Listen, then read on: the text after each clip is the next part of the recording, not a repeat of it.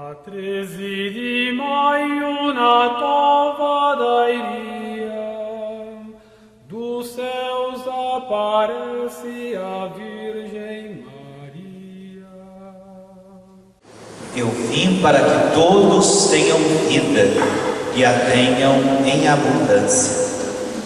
Queridos irmãos do sacramento da ordem, queridos irmãos e irmãs do sacramento do batismo, estamos reunidos para celebrar a Eucaristia. É sempre bom estarmos reunidos como irmãos, de modo especial para celebrar o mistério central da nossa vida, a Eucaristia. Para mim é a alegria de poder mais uma vez estar presidindo esta celebração. Mês passado, de passagem do Pouso Alegre, eu celebrei aqui no sábado à noite. Foi nessa oportunidade que o Padre Marco Aurélio me convidou para fazer a abertura da trezena de Nossa Senhora de Fátima, festa da padroeira, festa da comunidade, uma oportunidade importante, especialmente para as lideranças, para aqueles que participam das pastorais e movimentos, para aqueles que gostam de participar diariamente da Eucaristia. A trezena é uma oportunidade para estarmos não só prestando a nossa devoção à querida padroeira Senhora de Fátima, mas para estarmos crescendo na fé, crescendo no espírito de comunidade, crescendo no amor a Jesus que Maria nos ensina.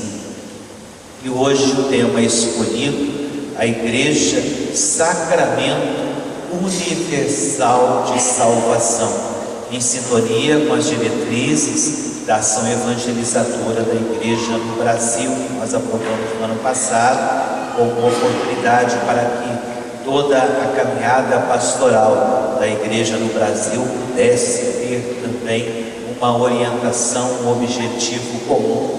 Cada realidade, cada diocese, cada paróquia procurando adaptar para a realidade concreta estas orientações. E a palavra de Deus da nossa celebração de hoje também vem mostrar este sentido de igreja. Igreja, a própria palavra quer dizer a assembleia daqueles que foram convocados, daqueles que foram chamados pelo Senhor.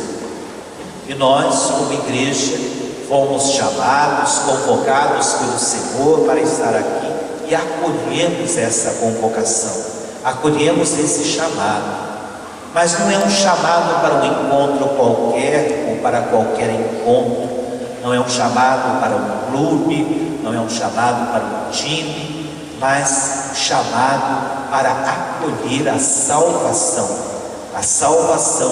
que nos vem através de Jesus Cristo, que no mistério da sua morte e ressurreição nos deu a graça de podermos também ser salvos. Depende de cada um de nós acolher a salvação que Ele nos trouxe. E a igreja, por isso, é um sacramento, é um sinal, é um mistério da salvação que procura anunciar essa oferta de Jesus e procura não só anunciar a salvação, mas oferecer os dons da salvação, especialmente através dos sacramentos, para que nós possamos nos santificar e estar sempre caminhando no caminho do Cristo, no caminho daquele que é a salvação. Ele disse no Evangelho de hoje: eu sou a porta das ovelhas, quem entrar por mim será salvo, porque nele nós encontramos a salvação. Nele nós encontramos a verdadeira vida. Portanto, a igreja é o sacramento universal da salvação. A palavra católica quer dizer universal, mostrando que ela oferece, anuncia, propõe a salvação para todas as pessoas do mundo, não só para alguns privilegiados, mas esta oferta é para todos. Por isso também os primeiros cristãos, no trecho da primeira leitura, eles chamam a atenção de Pedro, porque Pedro não só ele foi à casa dos pagãos, para o oriental, ir na casa de uma pessoa era sinal de amizade, sentava-se à mesa com eles, tomava refeição, isso é sinal de uma amizade maior. E como ele, um judeu, vai na casa de um pagão, isso é um gesto que o tornaria impuro. E Pedro então vai dizer, contar do seu sonho, que também os pagãos acolheram o Espírito Santo como eles o acolheram no dia de Pentecostes. Por isso ele fez esse gesto, foi à casa dos pagãos, anunciou a palavra de Deus, tomou refeição com eles, porque eles também acolheram a salvação. E assim entenderam que a salvação de Jesus não era apenas para o povo judeu, mas uma salvação que se propõe a ser universal. Por isso a nossa igreja é chamada católica, universal, enquanto propõe a salvação para todas as pessoas. E no texto do Evangelho, é o início, a primeira parte do capítulo 10 do Evangelho de São João, quando Jesus se apresenta como bom pastor. Ontem foi proclamada a segunda parte. O domingo, o quarto domingo da Páscoa, é sempre conhecido como domingo do bom pastor, porque é lido e proclamado um trecho do capítulo 10. Então ontem foi a segunda parte, hoje a primeira parte, que também nós podemos relacionar com esta missão que a igreja tem de ser o sacramento universal de salvação. Uma das funções do pastor bíblico, uma primeira função importante, é a função de providenciar o alimento, as pastagens verdejantes, as águas cristalinas, para que o rebanho ele possa de fato crescer com saúde, para que o rebanho também possa produzir bom leite, uma boa lã. Por isso o pastor, bom pastor, se preocupa para que o rebanho tenha o alimento, para que ele também possa ter a água que venha fazer com que o rebanho cresça saudável. E a igreja, seguindo os passos de Jesus, bom pastor, oferece a salvação, especialmente através da palavra de Deus, que alimenta a nossa fé, e através dos sacramentos, de modo especial a Eucaristia, quando a graça de Deus é derramada em nossos corações, quando nós podemos acolher e saborear todo esse mistério que Jesus veio nos trazer, especialmente no mistério da Eucaristia. Uma segunda função do pastor bíblico, a função de defender dos perigos, especialmente dos perigos quando uma ovelha, estando ali no meio do rebanho, quando o pastor se distancia, algumas ovelhas começam a brigar umas com as outras, gerando aquele clima de instabilidade. Mas o pastor, colocando-se no meio do rebanho, eles sentem aquela confiança e proteção e param de brigar. A presença do pastor é sinal de harmonia e comunhão no rebanho. Mas tem também aquelas ovelhas que, mesmo tendo um bom pasto, uma água pura, acabam se afastando do rebanho. E por isso Jesus também contou aquela parábola do pastor que deixa as 99 e vai atrás daquela que se perdeu. Porque a ovelha, como ela tem muita lã, dependendo do lugar onde ela vai andar, se é um lugar que tenha muitos buracos, que seja um lugar íngreme, ela pode cair e ela pode virar. E ficando virada, ela não consegue se desvirar.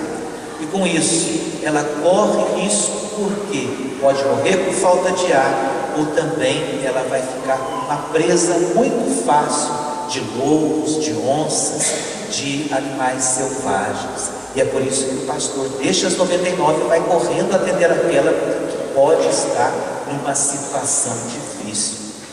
E assim também a igreja tem essa função de defender dos perigos, de ajudar muitas pessoas que podem até estar viradas, perderam o sentido da vida, se distanciaram do caminho de Deus, perderam o rumo e a direção, por isso, a missão de estar sempre fazendo a proposta de Jesus, ajudando as pessoas de novo, como que a se desvirarem, a reencontrarem o sentido da vida, para poderem caminhar com as próprias pernas, para poderem caminhar no caminho seguro, que é o caminho de Jesus, que nos leva para o Pai.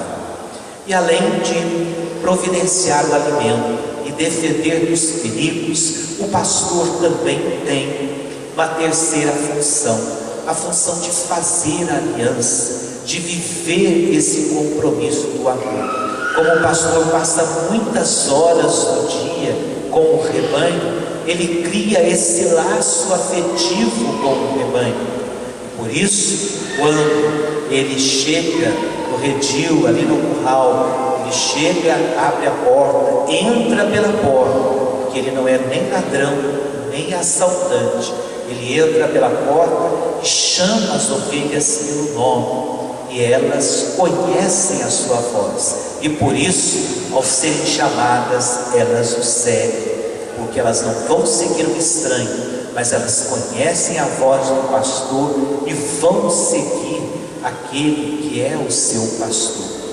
Assim também, esta dimensão da aliança, da comunhão, que nós somos chamados a viver como igreja, com Jesus, o nosso verdadeiro pastor, aquele que é a porta, aquele pelo qual nós encontramos a vida, nós encontramos a salvação. Por isso ele vai dizer: todos aqueles que vieram antes dele foram como que ladrões, foram assaltantes, mas ele veio para que todos tenham vida e a tenham plenamente, uma vida em abundância, uma vida feliz. E quando Jesus fala no Evangelho de São João que ele veio para que nós tenhamos vida, não está falando apenas dessa nossa vida humana neste mundo, mas uma vida feliz neste mundo e também uma vida eterna, uma vida feliz com Deus, uma vida que se propõe a ser eterna, uma vida que é a vida daqueles que foram salvos. Por isso, Jesus não só cumpre essa função de providenciar o alimento, de defender dos perigos e de fazer aliança, na qual ele derrama o seu sangue para que nós pudéssemos ter a salvação, mas ele deixou a igreja como este sacramento universal de salvação, para que todos nós possamos também, como comunidade cristã, saborear de todo esse mistério e sermos também no mundo, em nome da igreja, como igreja, e na igreja sermos sinais vivos da salvação que Cristo nos trouxe, testemunhas que irradiam essa presença e esse amor de Jesus. Celebrando a trezena de Nossa Senhora de Fátima, podemos dizer que Maria, mãe de Jesus, é também mãe da igreja, mãe daquele que nos trouxe a salvação. E ela é mãe da igreja porque também viveu mergulhada no mistério da Santíssima Trindade. E a sua vida foi uma vida muito generosa na abertura e disponibilidade total à vontade de Deus. Por isso, eu gosto muito daquele canto, acredito que vão cantar hoje na comunhão dessa Missa Maria Mãe da Igreja, que é muito bonita, quando a segunda estrofe fala sobre esse mistério de Maria mergulhada na Trindade, quando diz: por um decreto do Pai ela foi escolhida para gerar-te, ó Senhor, que és origem da vida, cheia do Espírito Santo, no corpo e no coração, foi quem melhor cooperou com a tua missão. Porque ela viveu mergulhada em Deus, ela também é mãe da igreja, que oferece a salvação de Jesus para toda a humanidade. Que nós possamos então pedir por sua intercessão, que saibamos não só acolher a salvação de Jesus, vivendo em comunidade na igreja, mas também sejamos no mundo testemunhas desta salvação e desta vida nova que Ele nos trouxe.